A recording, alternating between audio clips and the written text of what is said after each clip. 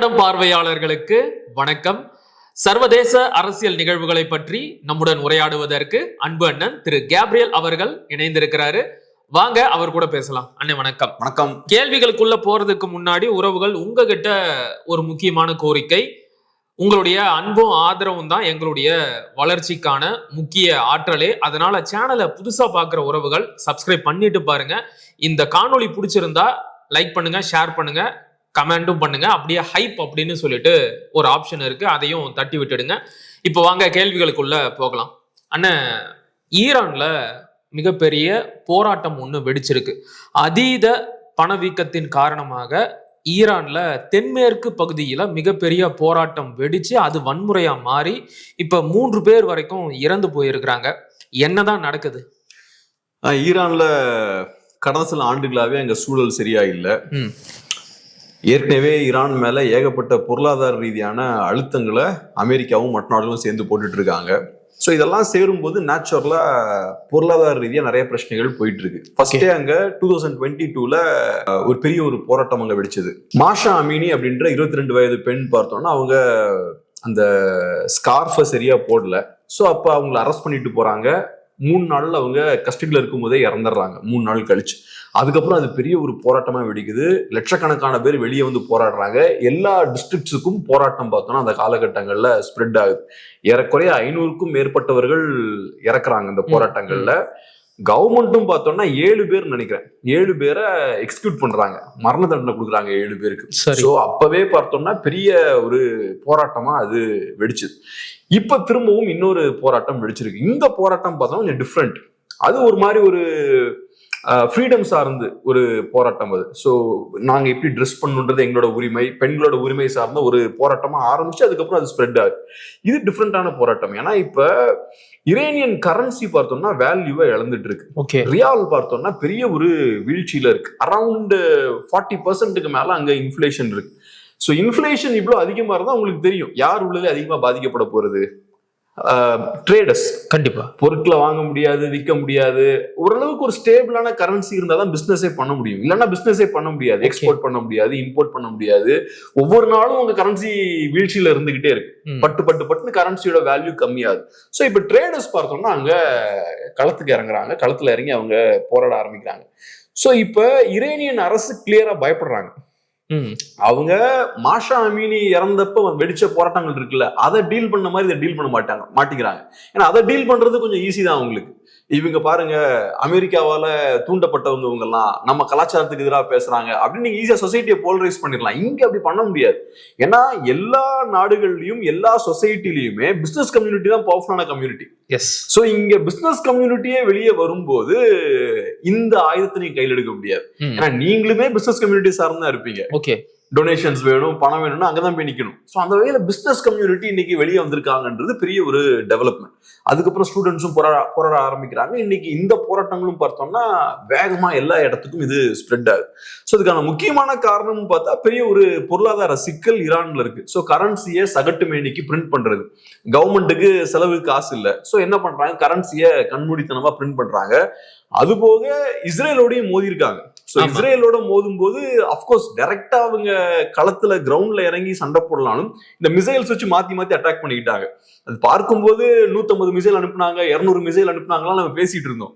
அனுப்ப உங்களுக்கு பில் வந்துகிட்டே இருக்கும். ஸோ போர்ன்றது சாதாரண விஷயம் கிடையாது. அதனாலதான் இன்னைக்கு யுக்ரைன் சண்டை போடுறாங்கன்னா அவங்களுக்கு யூரோப்போட பேக்கிங் இருக்கு, அமெரிக்காவோட பேக்கிங் இருக்கு. இவ்வளவு பேக்கிங் இருக்கிறனாலதான் யுக்ரைனால களத்துல நிக்க முடியுது. ரஷ்யா அதே மாதிரி யுக்ரைனோட பல மடங்கு பெரிய ஒரு நாடு. அவங்களுக்கும் சைனாவோட பேக்கிங் இருக்கு, நார்த் கொரியாவோட பேக்கிங் இருக்கு, நம்ம ஈரானோட பேக்கிங் இருக்கு.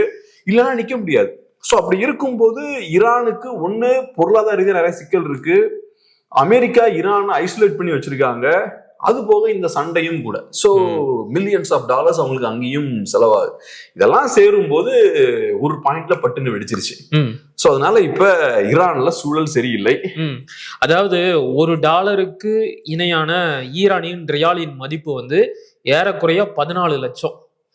அப்ப இது குறைவா இருக்கும் போதே இதற்கு எதிராக ஏதாச்சும் ஒரு ஆக்கப்பூர்வமான நடவடிக்கையை எடுத்திருந்தா இன்னைக்கு இவ்வளவு பெரிய சிக்கல்ல முடிஞ்சிருக்காதே. ஏன் இவ்வளவு தூரம் பணவீக்கம் அதிகரிக்கிற அளவுக்கு விட்டு வச்சிருந்தாங்க? எல்லாம் வேணும்னு விடுறது இல்ல. இப்ப செகண்ட் வேர்ல்டு வார்க்கு முன்னாடி ஜெர்மனிலயும் அப்படிதான் இருந்தது. ஆமா, ஒரு பாயிண்ட்டுக்கு அப்புறம் கையை மீறி போயிடும். நான் ஒண்ணு சொல்றேன், ரஷ்யாவுக்கும் சிக்கல் வரும் பாருங்க. இவ்வளவு நாள் ரஷ்யா தாக்கு பிடிச்சிட்டாங்க, இதுவே பெரிய ஒரு சாதனை தான். இவ்வளவு நாள் தாக்கு பிடிச்சது. ஆனா ரஷ்யா கிட்ட நிறைய ரிசோர்ஸ் இருக்கு. உங்ககிட்ட நிறைய ரிசோர்ஸ் எல்லாம் இருக்கலாம், ஆனா உங்க மக்களோட எதிர்பார்ப்பும் அதிகமா இருக்கும். ஏன்னா ரஷ்யா ஒரு வளர்ந்த நாடு, மக்களும் நிறைய எதிர்பார்ப்பாங்க. அது போக பெரிய பொருளாதார ரீதியான அழுத்தங்களை உலக நாடுகள் ரஷ்யா மேல போடுறாங்க. அது போடும்போது தெரியாது, எடுத்த உடனேயும் டக்குன்னு இம்பாக்ட் எக்கனாமிக் இம்பாக்ட்லாம் உடனே ஃபீல் பண்ண முடியாது. இப்ப நம்ம பார்க்கும்போது பாருங்க, அமெரிக்கா இந்த மாதிரியான அழுத்தங்களை போட்டும் ரஷ்யா எக்கானமி க்ரோ ஆயிட்டு இருக்கு. சோ அதனால ரஷ்யா நின்றுட்டு தான் இருக்கு, மாஸ்டர் ஸ்ட்ரோக் அப்படின்லாம் பேசிட்டு இருக்காங்கல்ல. நாட்கள் போக போக போக போக பார்த்தோம்னா அந்த இம்பாக்ட்ஸை ஃபீல் பண்ண ஆரம்பிப்பாங்க. ஈரானுக்கும் அதே மாதிரிதான். சோ அவங்கள பொறுத்தளவுல அவங்க கிட்ட பெரிய வேற என்ன பண்ண முடியும், எல்லா இடத்துலயும் நெருக்கி வச்சிருக்காங்க ஈரானை. நான் என்ன சொல்லுவேன்னா, இவ்வளவு சிக்கல்களுக்கு அப்புறம் ஈரான் இன்னைக்கு இவ்வளவு தூரம் தாக்கு பிடிக்கிறதே பெரிய விஷயம். எனக்குலாம் நிஜமாவே ஆச்சரியம் தான். ஏன்னா இதுக்கு முன்னாடி பஹ்லவி டினாஸ்டி அங்க இருந்தது. ரீசா பஹ்லவி பார்த்தோம்னா அப்ப மன்னரா இருக்க அந்த காலகட்டத்துல ஈரானுக்கு அமெரிக்கா பெரிய பேக்கிங் கொடுத்தாங்க. அவ்வளவு பெரிய பேக்கிங் கொடுத்ததுக்கு அப்புறமே அங்க விழுந்தது. இன்னைக்கு அமெரிக்கா, யூரோப் எல்லாருமே ஈரானை போட்டு நெருக்கிட்டு இருக்காங்க. இதெல்லாம் தாண்டி அந்த நாடு இவ்வளவு தூரம் சர்வைவ் ஆகிறதே பெரிய விஷயம் தான். சோ இதுக்கு ஒரு லிமிட் இருக்கானா. இது போக நீங்க இஸ்ரேலோட சண்டை போடுறீங்க, இது போக நீங்க உங்க சுத்தி இருக்கக்கூடிய ப்ராக்சிஸ்க்கு எல்லாம் ஃபண்ட் பண்றீங்க. அதுவும் ஒரு முக்கியமான காரணம். உங்க ப்ராக்சிஸ் ஒவ்வொன்றையா காலி பண்றாங்க. ஹிஸ்புல்லாவா இருக்கலாம், ஹமாஸா இருக்கலாம். இது எல்லாமே இந்த ப்ராக்சிஸ் எல்லாம் ஃபண்ட் பண்றது யாரு? இவங்க தானே. கரெக்ட், ஈரான் தானே. சோ நீங்க ப்ராக்சிஸ் மேல அழுத்தம் போட்டு அங்கேயும் நிறைய ஃபண்ட்ஸை நீங்க அனுப்ப வேண்டியிருக்கும், அவங்களுக்கும் நிறைய சப்போர்ட் பண்ண வேண்டியிருக்கும். அது போக ரஷ்யா வம்பிழுத்து வந்திருக்காங்க, ரஷ்யாவை நீங்க பேக் பண்ண வேண்டியிருக்கும். ரஷ்யாவுக்கு இவங்க தான் ட்ரோன்ஸ் கொடுத்துட்டு இருக்காங்க. இது ரஷ்யாவுக்குமே பெரிய ஒரு அடிதான். ஏன்னா இப்ப ட்ரோன்ஸ் வரும்போது ஈரான் கிட்ட இருந்து ஆயிரக்கணக்கான ட்ரோன்ஸ் வருது ரஷ்யாவுக்கு. சோ அப்ப அந்த ஏரியால ஒரு பெரிய அட்வான்டேஜ் இருக்கு ரஷ்யாவுக்கு. சோ ட்ரோன்ஸோட சப்போர்ட் கம்மியாச்சுன்னா அது போர்க்களத்துல ரஷ்யாவுக்கும் நாளைக்கு சிக்கலை ஏற்படுது. சரி, இந்தியாவுக்கும் அது பெரிய ஒரு சிக்கல். இன்ஃபேக்ட் நான் என்ன சொல்லுவேன்னா, நமக்கு தான் மிகப்பெரிய சிக்கல். நம்ம இந்தியன்ஸ் ரொம்ப கேர்ஃபுல்லா வாட்ச் பண்ணிட்டு இருக்காங்க. ஈரான்ல இன்ஸ்டபிலிட்டி கிரியேட் ஆச்சுன்னா இந்தியாவுக்கு பெரிய சிக்கல் இருக்கு. எப்படி? இப்ப இந்தியாவை பொறுத்தளவுல பார்த்தோம்னா நமக்கு பாகிஸ்தானோட பிரச்சனை இருக்கு. சோ நம்ம லேண்ட் வழியா நார்த்ல ட்ரேட் பண்ண முடியாது. சோ இப்ப நம்ம ரஷ்யாவோட, சென்ட்ரல் ஏஷியாவோட, யுரேஷியாவோட ட்ரேட் பண்ணோம்னா, சென்ட்ரல் ஏஷியான்னு சொல்லும்போது கஜகஸ்தானா இருக்கலாம், துர்க்மெனிஸ்தானா இருக்கலாம், இந்த நாடுகள்லாம் இருக்குல்ல, அவங்களோட ட்ரேட் பண்றதும் சரி. யுரேஷியா, டர்க்கி, அப்புறம் ரஷ்யா, அப்புறம் அசர்பைஜான், ஜார்ஜியா, இந்த கண்ட்ரிஸோட தான் நம்ம ட்ரேட் பண்ணோம்னா ட்ரெடிஷ்னலா சுத்தி நம்ம போவோம். எந்த ரூட்ல நம்ம போறோம்னா, அந்த ஏடன் ஸ்ட்ரெயிட் இருக்கு இல்லையா, அது வழியா போய் அப்புறம் ரெட் சீக்குள்ள போய் சூவஸ் கனல் வழியா போய் மெடிட்ரேனியன் சீக்குள்ள போய் அதுக்கப்புறம் நம்ம ஸ்பெயின், மொராக்கோ இருக்குல்ல, அந்த சைடுக்கு போய் அங்க ஸ்ட்ரெயிட் ஆஃப் ஜிப்ரால்டர் இருக்கு, அதுக்குள்ள போய் அப்புறம் யூரோப்பை சுத்தணும். யூரோப்பை சுத்தி பிரிட்டனுக்கும் பிரான்ஸுக்கும் நடுவே இது இங்கிலீஷ் சேனல் இருக்கு. இங்கிலீஷ் சேனல் வழியா போய் அதுக்கப்புறம் நீங்க பால்டிக் சி போய் அதுக்கப்புறம் நீங்க செயின்ட் பீட்டர்ஸ்பர்க் போகணும். ஸோ இப்படியே சுத்தி அந்த இடத்துக்கு போய் சேரணும். ஸோ இப்போ என்ன ஆகுதுன்னு பார்த்தோம்னா, நம்ம ஈரானை நம்ம யூஸ் பண்றோம். ஈரானோட ரொம்ப க்ளோஸா இருக்கும். சோ ஈரான்ல பார்த்தோம்னா சாபஹர் போர்ட்னு ஒரு போர்ட் இருக்கு, அதுல நமக்கு ஒரு டெர்மினல் இருக்கு. சோ அந்த வழியா சாபஹர் போர்ட்டை நம்ம ஈரானை யூஸ் பண்ணோம்னா இங்க இருந்து ஈரானுக்கு கப்பல்ல போயிடலாம். அப்புறம் அங்க இருந்து நம்ம ட்ரெயின்ல பொருட்களை ஈஸியா சென்ட்ரல் ஏஷியா கொண்டு போயிடலாம், யுரேஷியாவுக்கு கொண்டு போயிடலாம், யூரோப்புக்கும் அந்த ரூட்ல நம்ம போகலாம். சோ இப்படி போய் சுத்தி போறத ஸ்ட்ரைட்டா இப்படியே நம்ம போயிடலாம்.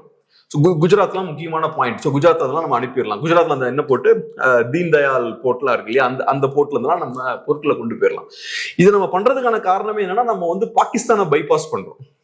சோ லேண்ட்ல நம்ம ட்ரேட் பண்ண முடியாது, டைரக்டா ஆப்கானிஸ்தானுக்கு எல்லாம் போக முடியாது. இன்னைக்கு ஆப்கானோட நம்ம பயங்கரமா ட்ரேட் பண்ணிட்டு இருக்கோம். ஆமா, அது காரணம் இந்த ரூட்ல தான் பண்ணிட்டு இருக்கோம். சோ இந்த ரூட்ல நம்ம ட்ரேட் பண்ணும்போது இப்ப ரஷ்யாவுக்கு நம்ம சுத்தி போறதை விட இப்படி போனோம்னா ஒரு 30 to 40% எக்ஸ்பென்ஸ் கம்மியாகும், டைம் கம்மியாகும். இப்பயும் பெட்ரோல்லாம் நம்ம பழைய ரூட்ல தான் வாங்கிட்டு இருக்கோம். ஏன்னா பெட்ரோலை பொறுத்தளவுல கப்பல்லையும் அப்புறம் ட்ரெயின்லயும் கொண்டு வர முடியாது இல்ல, அதனால பழைய ரூட்ல தான் வாங்கிட்டு இருக்கோம். பட் மற்ற கார்கோ எல்லாம் பார்த்தோம்னா இந்த புது ரூட்ல நம்ம போய்கிட்டு இருக்கோம். அதனாலதான் இந்தியா நிறைய இன்வெஸ்ட் பண்ணிட்டு இருக்காங்க ஈரான்ல. அந்த சாபஹர் போர்ட்டை டெவலப் பண்றதுக்காக நம்ம மில்லியன்ஸ் ஆஃப் டாலர்ஸ் இன்வெஸ்ட் பண்ணிருக்கோம், இப்பவும் பண்ணிட்டு இருக்கோம். இந்தியாவுக்கும் ஈரானுக்குமான ரிலேஷன்ஷிப் ரொம்ப ஸ்ட்ராங். இன்னொரு முக்கியமான விஷயம் என்னன்னா, ஈரான் நமக்கு தெரியும் ஸ்ட்ரெயிட் ஆஃப் ஹொர்மூஸ்னு ஒரு சோக் பாயிண்ட் இருக்கு. சரி, ஈரான் நினைச்சாங்கன்னா அந்த ஸ்ட்ரெயிட்டை க்ளோஸ் பண்ணிடலாம். ஸோ நாளைக்கு அங்கே ஏதாவது ஒரு எக்கனாமிக் இன்ஸ்டபிலிட்டி இருக்கு, அமெரிக்கா இன்வால்வ் ஆகிறாங்கன்னு சூழல் ஏற்பட்டா ஸ்ட்ரெயிட் ஆஃப் ஹோர்முஸ் அவங்க க்ளோஸ் பண்ணிக்கலாம். க்ளோஸ் பண்ணாலும் நமக்கு வரக்கூடிய பெட்ரோல் வந்து அடிவாங்கும். அது போக இன்னொரு முக்கியமான விஷயம் என்னன்னா 20% ஆயில் வந்து நமக்கு ஈரான்ல இருந்து வருது. நமக்கு இன்னைக்கு மேஜர் ஆயில் சப்ளையர் ரஷ்யா 30%க்கு மேல, செகண்ட் இவங்க ஈரான் 20%க்கு மேல.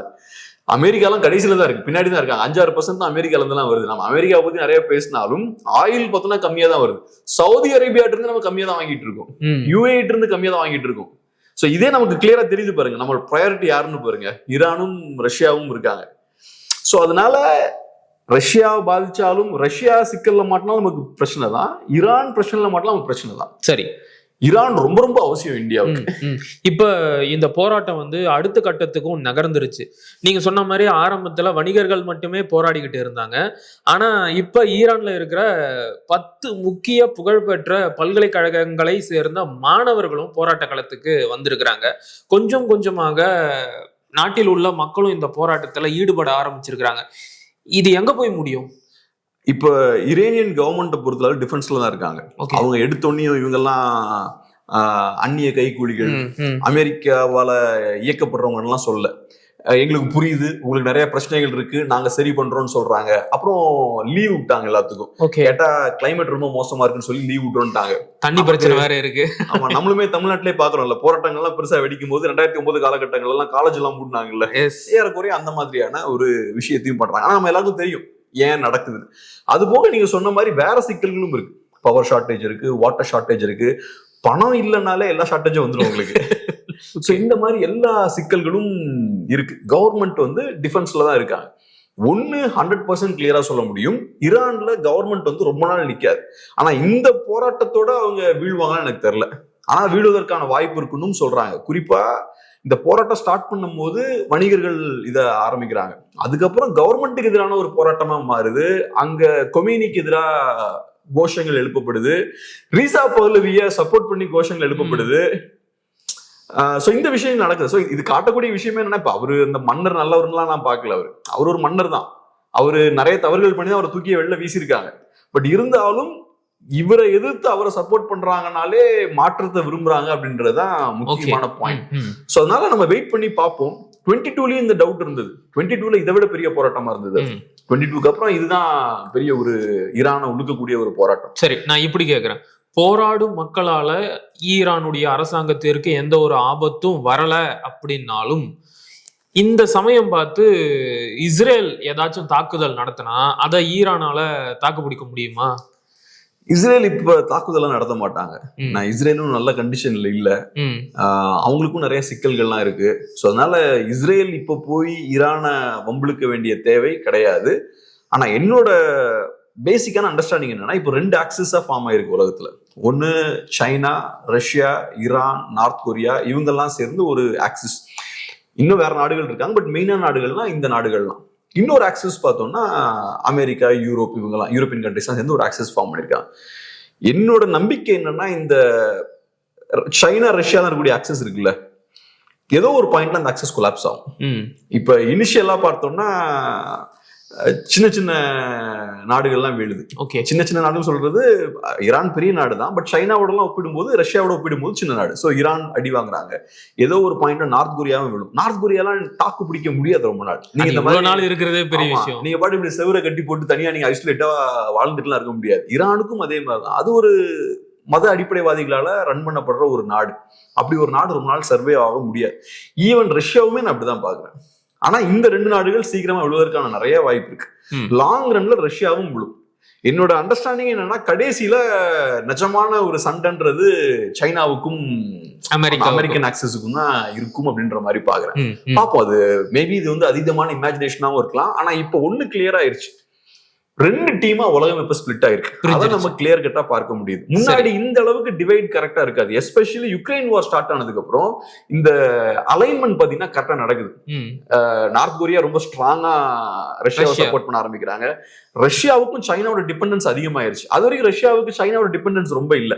பட் போர் ஸ்டார்ட் ஆனதுக்கு அப்புறம் சைனா தேவைன்னு ஆகி போயிடுச்சு. அப்ப சைனா டீமுக்கு தான் நீங்க போய் ஆகணும். அதே மாதிரிதான் ஈரானுக்கும் இருக்கக்கூடிய சூழல்ல அவங்களும் ரஷ்யாவோடையும் சைனாவோடையும் சேரணுன்ற கட்டாயத்துக்கு தள்ளப்பட்டிருக்காங்க. ஸோ 2 டீமா இப்ப ஃபார்ம் ஆயிட்டாங்க. இதுல குறிப்பா எனக்கு தெரிஞ்சு ஈரானும் நார்த் கொரியாவும் ரொம்ப நாள் தாங்க மாட்டாங்க. ம். அதுல மோஸ்ட் வீக்கஸ்ட் லிங்க்னா ஈரான் தான். சரி. 22லயே அவங்க வந்து தத்தி புத்தி தப்பிச்சிட்டாங்க.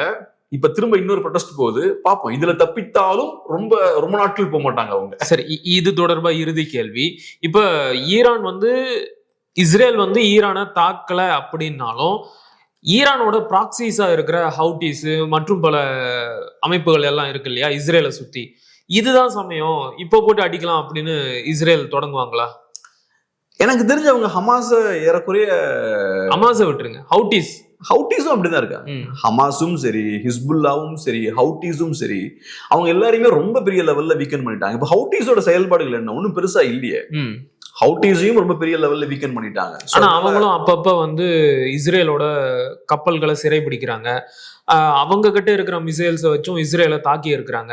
ஸோ அவங்களுடைய மிகப்பெரிய ஃபண்டிங் சோர்ஸா இருந்த ஈரான் இப்போ ஒரு பெரிய பிரச்சனையில மாட்டிக்கிட்டு இருக்கு.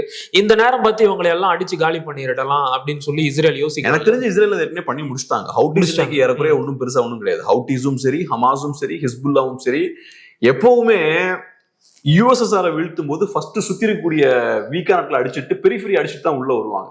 இங்கேயும் அதே மாதிரிதான். முதல்ல பெரிஃபெரியில் இருக்கக்கூடிய ஈரானோட சேட்டலைட்ஸ் எல்லாம் இருக்காங்க பாருங்க, ஈரானோட அந்த ப்ராக்சிஸ் இருக்காங்க பாருங்க, ஈரானோட ப்ராக்சிஸை ஃபர்ஸ்ட் அடிக்கிறாங்க. அடிச்சதுக்கு அப்புறம் தான் ஈரானை டச் பண்றாங்க. இன்ஃபேக்ட் ஈரானை ஃபர்ஸ்ட் இஸ்ரேல் அட்டாக் பண்ணும்போது அதுக்கு பின்னாடி பெரிய ஸ்ட்ராட்டஜி எல்லாம் இல்ல, இந்த போரை வேணும்னு எக்ஸ்டெண்ட் பண்ண முயற்சி பண்றாங்க. நான் அப்படிதான் பேசினேன். இன்ஃபேக்ட் அதுதான் என்னோட ஆர்கியூமெண்டா இருந்தது.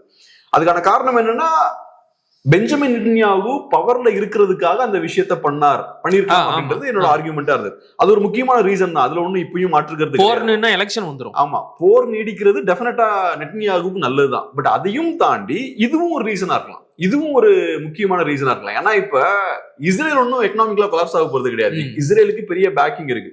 சோ நீங்க மிசைல்ஸை லான்ச் பண்ணி சண்டை போட்டு விளையாடுறதால இஸ்ரேலுக்கு அந்த பாதிப்பை இஸ்ரேலால தாக்கு பிடிக்க முடியும். ஆனா ஈரானால அந்த பாதிப்பை தாக்கு பிடிக்க முடியாது. இப்ப அதான் நடந்திருக்கு.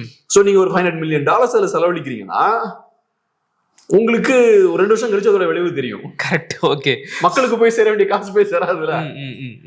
இப்ப அடுத்து பங்களாதேஷின் முன்னாள் பிரதமராக இருந்த ஜியா காலிதா மரணம் அடைஞ்சிருக்கிறாங்க.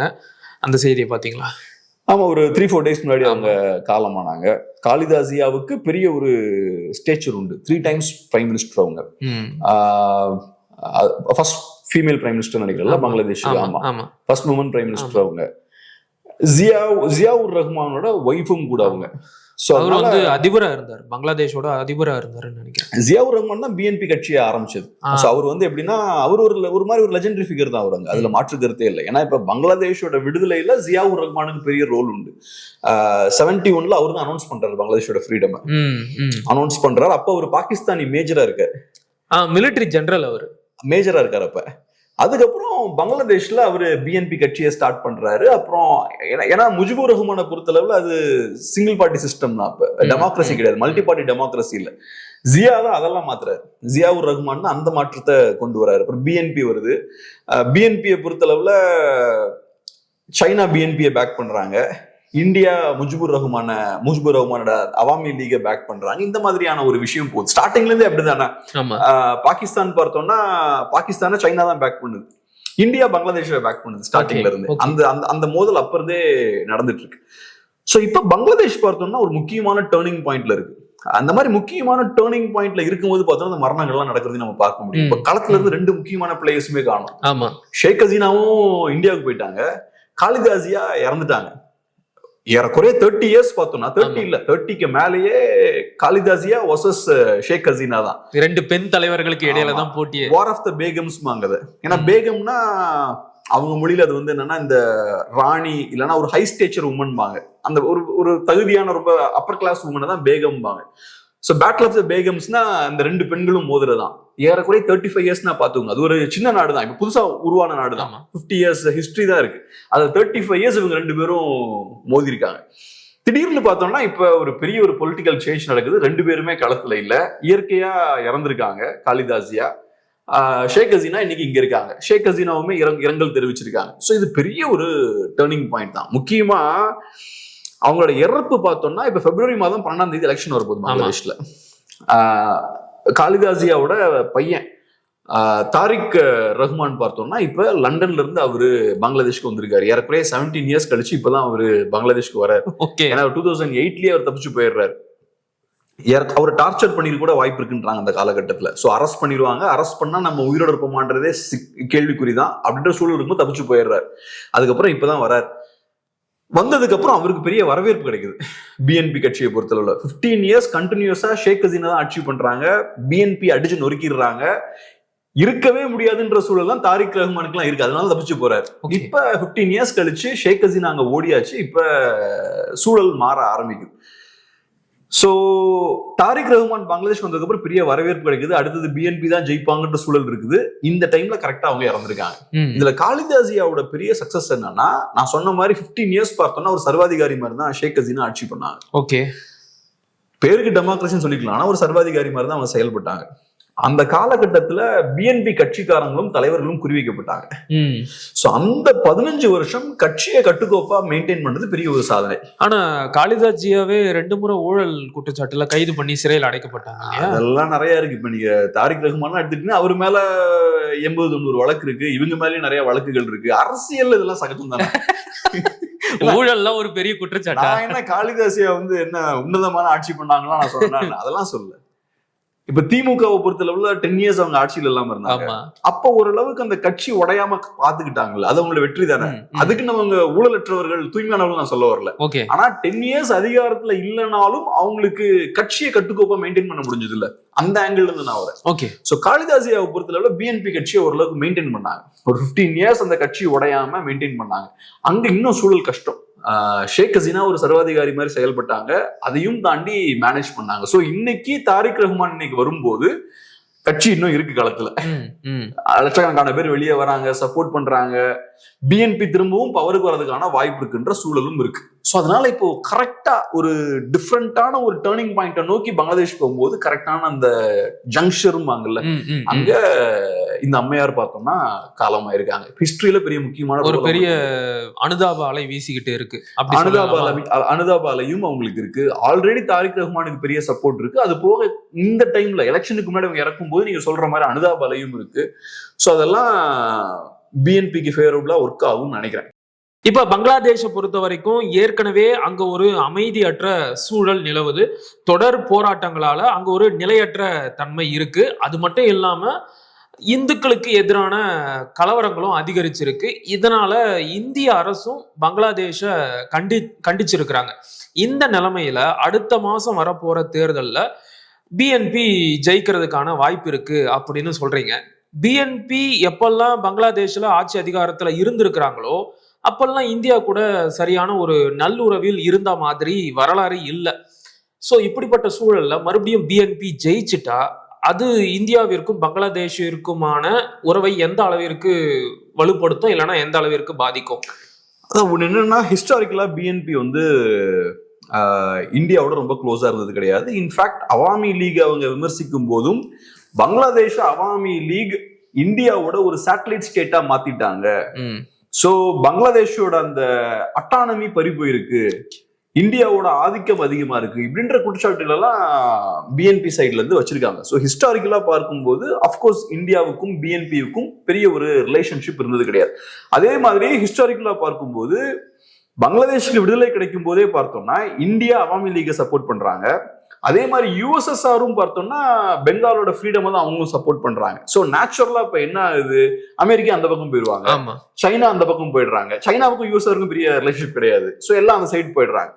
சோ அதனால அப்ப இருந்தே பார்த்தோம்னா 2 குரூப்பா அவங்க ஃபார்ம் ஆயிட்டாங்க. அதுக்கப்புறம் இவரு முஜிபுர் ரஹ்மான் பவருக்கு வர்றாரு. பவருக்கு வரும்போது அப்ப சைனாவும் பாகிஸ்தான் எப்படி பார்ப்பாங்க, முஜிபுர் ரஹ்மானை வீழ்த்தணும்னு பார்ப்பாங்க. சோ அப்ப பிஎன்பி மாதிரியான ஒரு கட்சி வளரும் போது, ஜியா மாதிரியான ஒரு லீடர் ஃபார்ம் ஆகும்போது அவங்க கம்ப்ளீட்டா பேக் பண்ண ஆரம்பிச்சிட்டாங்க. இன்ஃபேக்ட் அதுக்கு முன்னாடியே பேக் பண்ண ஆரம்பிச்சிருப்பாங்க அவங்க. இந்த விஷயங்கள் எல்லாம் பார்த்தா நடக்க ஆரம்பிக்குது. ஆனா இப்ப என்னன்னா, அது அந்த காலத்துல இந்த ஸ்டேட்டஸ் கோ. ஓகே, இந்த ஸ்டேட்டஸ் கோ இன்னைக்கும் கண்ணியான்னு அவசியம் கிடையாது. ஒன்னு இன்னைக்கு நமக்கு வேற ஆப்ஷன் கிடையாது. இன்னைக்கு அவாமி லீக்ன்ற பார்ட்டி களத்துல கிடையாது, எலெக்ஷன்ல அவங்க கண்டெஸ்ட் பண்ண முடியாது. சோ அவாமி லீக் போனதுதான், அவ்வளவுதான். திருப்பி அவாமி லீக்கை கொண்டு வர முடியாது. அது இந்தியாவுக்கு பெரிய இழப்பு தான். ஓகே, ஆனா இப்ப பிஎன்பி பார்த்தோம்னா கொஞ்சம் திருந்திருக்காங்கன்றத விட அவங்க ஸ்டாண்ட மாத்திருக்காங்க. பிஎன்பி இப்ப இந்தியாவை எதிர்த்து பெருசா பேசல.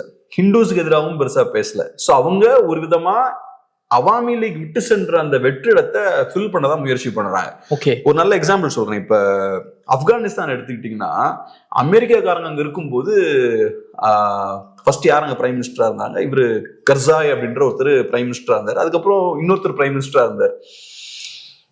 அதுக்கப்புறம் அப்ப அங்க வந்து தாலிபான் வந்து தீவிரவாதிகளா இருந்தானுங்க. அமெரிக்காரங்க வந்து தாலிபானை விரட்டிட்டு இருந்தாங்க. இந்த ஆப்கானிஸ்தான் இந்த கவர்மெண்ட்டும் பார்த்தோம்னா தாலிபானுக்கு எதிராக பேசிட்டு இருந்தாங்க. அதுக்கப்புறம் இந்த கவர்மெண்ட் கொலாப்ஸ் ஆனதுக்கு அப்புறம் தாலிபான் கவர்மெண்டா மாறிட்டான். ஓகே, அமெரிக்காரன் தாலிபான் கூட சேர்ந்துட்டான். அதுக்கப்புறம் ஐசிஸ் பார்த்தோம்னா தாலிபான் இடத்துக்கு வந்துட்டாங்க. சோ இது புது ஸ்டேட்டஸ் கோ. இந்த புது ஸ்டேட்டஸ் கோல பார்த்தோம்னா கவர்மெண்ட் இருந்த இடத்துல தாலிபானை உட்கார வைக்கிறாங்க, தாலிபான் உட்கார்ந்த இடத்துல ஐசிஸ் உட்கார வைக்கிறாங்க.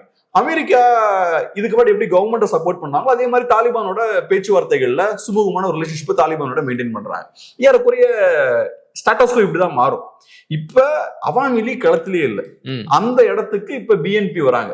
சோ பிஎன்பி பிடிச்ச மாதிரி எல்லாம் பண்ண முடியாது. தாலிபான் நேத்து தீவிரவாத குரூப்பா இருந்தபோது செஞ்ச வேலையை பவர் வந்ததுக்கு அப்புறம் செய்ய முடியாது. பவருக்கு வந்ததுக்கு அப்புறம் அவங்களும் கொஞ்சம் கோட்லாம் மாட்டிட்டு ஒரு டிப்ளமேட்டிக்கா பிஹேவ் பண்றதெல்லாம் பண்ணுவாங்க. சோ இன்னைக்கு பிஎன்பியும் இந்த இடத்துக்கு வரும்போது அதுக்கு தேவையான விஷயங்களை பிஎன்பியும் பண்றாங்க. அவங்க இந்தியாவுக்கு எதிராக எதுவும் இது வரைக்கும் பேசல. இந்தியாவும் பார்த்தோம்னா ஜெய்சங்கர் அனுப்பியிருக்காங்க. காளிதாசியாவோட ஃபியூனரலுக்கு ஜெய்சங்கர் அவர்கள் அங்க 4 hours போயிருக்காங்க. இது பெரிய விஷயம். ஒரு முக்கியமான ஒரு ஹை லெவல் டிப்ளமேட்டை நம்ம அங்க அனுப்பியிருக்கோம், ஒரு பொலிட்டிஷியன் அங்க அனுப்பியிருக்கோம், மினிஸ்டர் அனுப்பியிருக்கோம். அதே மாதிரி பாகிஸ்தானும் பார்த்தோம்னா அசம்பிளி ஸ்பீக்கர் அங்க அனுப்பியிருக்காங்க. ஓகே, முக்கியமான ஒரு பொலிட்டிஷியனை பாகிஸ்தானும் அங்க அனுப்பியிருக்காங்க. சோ இப்போதைக்கு பிஎன்பியா அவாமி லீகான்னு கேட்டா நமக்கு அவாமி லீக் பெட்டர். ஆனா களத்துல அவாமி லீக் இல்ல. சோ அந்த வகையில பிஎன்பி பெட்டர் சாய்ஸா இருக்கும். ஏன்னா பிஎன்பி இல்லைன்னா அங்க வேற வந்து ஜமாத்தி இஸ்லாமி இருக்காங்க. ஓகே, ஜமாத்தி இஸ்லாமியுமே பாத்தீங்கன்னா ஓப்பனா இந்தியாவுக்கு எதிராக பெருசா பேசல. ஆனா பரவாயில்ல, எல்லாருக்கும் இருக்கக்கூடிய புரிதல் என்னன்னா இங்க நடக்கக்கூடிய ஹிந்துஸ்க்கு எதிரான போராட்டங்களா இருக்கலாம், இந்தியாவுக்கு எதிரான செயல்பாடுகளை சப்போர்ட் பண்றது ஜமாத்தி இஸ்லாமி தான். ஆனா வெளியே ஓப்பனா அவங்க பேசல. ஏன்னா அவங்களுக்கும் தெரியும் நாளைக்கு நம்ம பவருக்கு வரணும்னா நம்ம எல்லாரையும் பகைச்சிக்க கூடாது. சின்ன ஒரு குழுவா இருக்கும்போது என்னாலும் பேசலாம். ஜமாத்தி இஸ்லாமி இதுக்கு முன்னாடி 10% ஓட்டு தானது கிடையாது. ஆனா இப்ப லேட்டஸ்டா அந்த கருத்து கணிப்பு முடிவுகள் சொல்றது என்னன்னா ஜமாத்தி இஸ்லாமிக்கு 26% ஓட்ஸ் இருக்குன்றாங்க. ஓகே, பிஎன்பிக்கு 30% ஓட்ஸ் இருக்குன்றாங்க. அப்புறம் என்சிபி இன்னொரு கட்சி இருக்கு, நேஷனல் சிட்டிசன் பார்ட்டின்னு ஒன்று இருக்கு. ஸ்டூடெண்ட்ஸ் ஆக்டிவிஸ்ட்லாம் இருக்காங்க இல்லையா, இந்த ஜூலை புரட்சி நடந்ததுல ஸ்டூடெண்ட்ஸ் ஆனாங்கல்ல, அந்த அமைப்பு பேர் வந்து SCID, ஸ்டூடெண்ட்ஸ் அகேன்ஸ்ட் டிஸ்கிரிமினேஷன் அந்த அமைப்பு பேர். அந்த அமைப்பு ஜூலை புரட்சிக்கு அப்புறம் என்சிபி கட்சியா மாறுது. அவங்க கட்சியா அதுக்கப்புறம் மாறுறாங்க. ஸோ அந்த கட்சிக்கு 6% ஓட்டு. சோ இப்ப ஜமாத்தி இஸ்லாமி பவருக்கு வரதுக்கு வாய்ப்பு இருக்கு. இப்ப ஜமாத்தி இஸ்லாமியும் SCID இந்த என்சிபியும் ஒரு அலைன்ஸ் ஃபார்ம் பண்ணிட்டாங்க. அது ஒரு பெரிய குழப்பத்தை ஏற்படுச்சு. ஏன்னா ஸ்டூடெண்ட்ஸ் ஸ்டார்டிங்ல பெரிய முற்போக்காளர்கள் மாதிரி பேசிட்டு இருந்தாங்க. இப்ப ஜமாத்தி இஸ்லாமியோட போய் அலைன்ஸ் வச்சிருக்காங்க. சோ அதுவும் பார்த்தோம்னா பெரிய குழப்பங்கள் அங்க ஏற்படுத்தி இருக்கு. சோ அதனால இப்ப 2 பேருமே பவருக்கு வரதுக்கான வாய்ப்பு இருக்குன்ற சூழல் இருக்கு. சோ அந்த வகையில 2 பேருமே இந்தியாவை ரொம்ப பகச்சிக்க மாட்டேங்கிறாங்க. ஏன்னா இந்தியாவுக்கு பெரிய இன்ஃபுளுன்ஸ் இருக்கு அந்த ஏரியால. இதுக்கு முன்னாடி ஏற்கனவே அங்க பங்களாதேஷுக்கு விடுதலை வாங்கி கொடுத்துருக்கோம் நம்ம. சோ அதுக்கப்புறமும் இந்தியாவுக்கு பெரிய இன்ஃபுளுன்ஸ் பங்களாதேஷ்ல இருந்திருக்கு. சோ அதனால 2 பேருக்குமே தெரியும் நம்ம இந்தியாவை பகச்சுக்கிட்டோம்னா அது சிக்கல் தான். சோ அதனால பிஎன்பியோட ஹிஸ்டாரிக்கலா நமக்கு பெரிய ரிலேஷன்ஷிப் இல்லைனாலும் இப்ப சூழல் கொஞ்சம் மாறி இருக்கு. ஃபுல்லா அவர் அவாமி லீக் மாதிரி இந்தியா பக்கம் வருவாரான்னு எனக்கு தெரியல. ஆனா முன்ன இருந்தது மாதிரி பிஎன்பி இந்தியாவுக்கு எதிராகவும் இருக்க மாட்டாங்க. ஓரளவு கொஞ்சம் காம்ப்ரமைஸ் ஆகி தான் வந்திருக்காங்க. சரி, பொறுத்திருந்து பார்க்கலாம். தேர்தல் முடிஞ்சாதான் எந்த ஒரு முடிவுக்கும் வர முடியும். அடுத்தது 3 நாட்களுக்கு முன்னாடி சீனா தைவானுடைய கடல் எல்லை பகுதிகளுக்கு நெருக்கமா மிகப்பெரிய மிலிட்ரி ட்ரில்ல நடத்தி இருக்கிறாங்க. இது வரைக்கும் இல்லாத அளவிற்கு மிகப்பெரிய மிலிட்ரி ட்ரில்ல நடத்தி முடிச்சிருக்கிறாங்க. ஜப்பான் உட்பட பல நாடுகள் இதற்கு கண்டனம் தெரிவிச்சிருக்கிறாங்க. என்ன நினைக்கிறீங்க? இது என்னன்னா ரெகுலரா நடக்கிற ஒரு விஷயம். கொஞ்சம் பெரிய ஸ்கேல்ல நடந்திருக்கு இந்த லாஸ்ட் ஒரு 2-3 இயர்ஸ்ல. இது ரொம்ப பெருசு ட்ரில்னு சொல்லலாம். சோ இப்ப என்னன்னா சைனாவை பொறுத்தளவுல இது எந்த அளவுக்கு நார்மலைஸ் ஆயிருச்சுன்னா நீங்க ஜஸ்ட் செக் பண்ணி பாருங்க இன்டர்நெட்ல. தாய்வான் மக்களை பொறுத்தவரை அது பெரிய சீரியஸாவே எடுத்துக்க மாட்டாங்களாம். இந்த மாதிரியான மிலிட்டரி ட்ரில்லாம் நடக்கும் போதும் அவங்க பாட்டுக்கு பீச் ஓரமா வாக்கிங் போறது, அங்க மக்கள்கிட்ட போய் இன்டர்வியூல எடுக்கிறாங்க, எல்லாம் பைட்ஸ் எல்லாம் கேட்கறாங்க. நாங்க இது ஒரு பொருட்டாவே நடிச்சுக்கிறது இல்ல, எங்களுக்கு எங்க கவர்மெண்ட் மேல நம்பிக்கை இருக்கு, அதெல்லாம் ஒண்ணும் நடக்காது, இதை நாங்க வந்து பாத்துட்டு இருக்கோம் ரொம்ப நாளா. உண்மைதான். இது தொடர்பான செய்திகளை தேடுறேன். 2023, 22, 21 தலைகீழா போனாலும் ஒவ்வொரு ஆண்டும் இப்படி ஒரு ட்ரில்ல நடத்திக்கிட்டே தான் இருக்காங்க. சில நேரங்கள்ல பார்த்தோம்னா போர் வந்துருமான்ற சூழல்லாம் ஏற்பட்டிருக்கு. அமெரிக்காக்காரங்க அவங்களோட கேரியர்ஸ் எல்லாம் கொண்டு போயிருக்காங்க, பெரிய எஸ்கலேஷன் நடந்திருக்கு. ஆனா ஒன்றும் பெருசா நடந்தது இல்லை. ஸோ இப்பயும் பார்த்தோம்னா சைனா வந்து அந்த வேலையை பாக்குறாங்க. இது ஒரு விதமான ஒரு அச்சுறுத்தல் தான், ஒரு பயங்காட்டணும் அப்படின்ற ஒரு விஷயம் தான் பண்றாங்க. தாய்வானை கம்ப்ளீட்டா என்சர்க்கிள் பண்ற மாதிரியான ட்ரைனிங்லாம் அங்க எடுத்திருக்காங்க. இது ஏன் பண்ணும் இந்த காலகட்டத்துல அப்படின்னு பார்த்தோம்னா, ஒண்ணு அமெரிக்கா தாய்வானுக்கு டிஃபென்ஸ் பேக்கேஜ் அனௌன்ஸ் பண்ணாங்க. $10 பில்லியன் மேல ஒரு டிஃபென்ஸ் பேக்கேஜ் அனௌன்ஸ் பண்ணிருக்காங்க. அது ஒண்ணு. ரெண்டாவது ஜப்பான் பார்த்தோம்னா இப்ப டாகாயிச்சி அப்படின்ற ஒரு புது பிரைம் மினிஸ்டர் பவருக்கு வந்திருக்காங்க, ஒரு ஃபீமேல் பிரைம் மினிஸ்டர். அவங்க சைனாவுக்கு எதிரான ஸ்டாண்ட்ல நிற்கக்கூடிய ஒரு லீடர். ஸோ அவங்களும் பவருக்கு வந்ததுல இருந்தே சைனாவுக்கு கொஞ்சம் டஃபா தான் டீல் பண்ணிட்டு இருக்காங்க. எஸ்பெஷலி பார்லிமெண்ட்ல அவங்க பேசும்போது சைனா தாய்வானை ஆக்கிரமிக்கிறாங்கன்னா ஜப்பானுக்கு அது எக்ஸிஸ்டென்ஷியல் த்ரெட்டை ஏற்படுத்துன்றாங்க.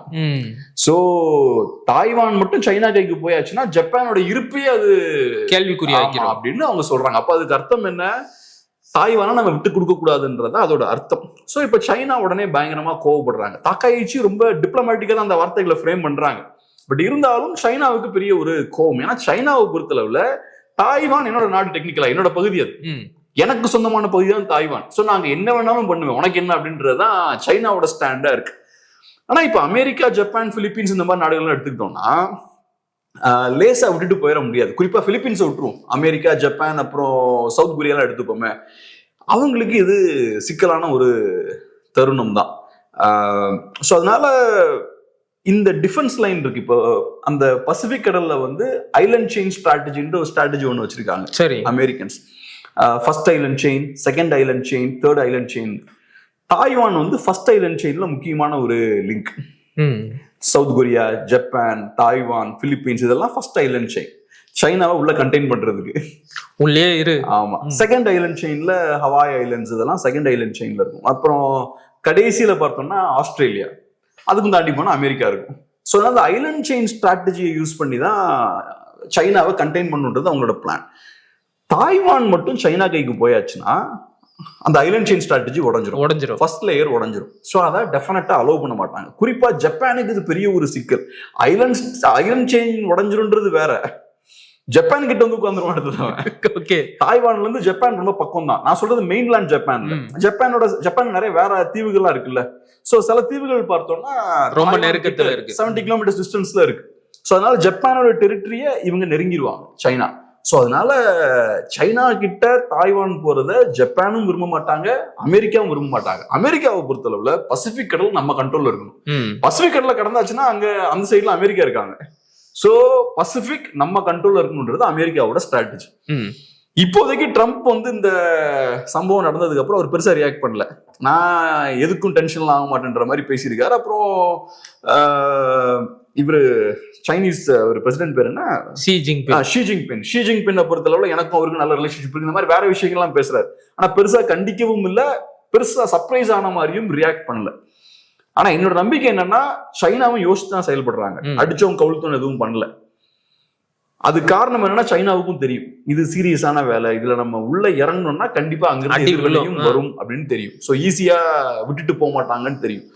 பண்ணி பார்ப்போம். ஆனா நேற்றைய புத்தாண்டு உரையில சீன அதிபர் என்ன சொல்றாரு அப்படின்னா, தைவான் சீனாவின் ஒரு பகுதி, என்றைக்கா இருந்தாலும் சீனாவுடன் அதை இணைத்தே தீர்வோம் அப்படின்னு அடிச்சு சொல்லி இருக்கிறாரு. இது வந்து அவங்க ஊரு மக்களை ஏமாத்துறதுக்கு ஏதாவது சொல்லிட்டு இருக்குது. எனக்கு தெரிஞ்ச ஒரு 50 வருஷமா சொல்லிட்டு தான் இருக்காங்க. இதுவுமா? ஆமா, இது 6 மாசம் இருக்கு. அந்த மாதிரி ஏதாவது பில்டப் கொடுத்துக்கிட்டே இருப்பாங்க. 6 மாசம் இல்ல, 2 மாசம் ஏதாவது பேசிக்கிட்டே இருப்பாங்க.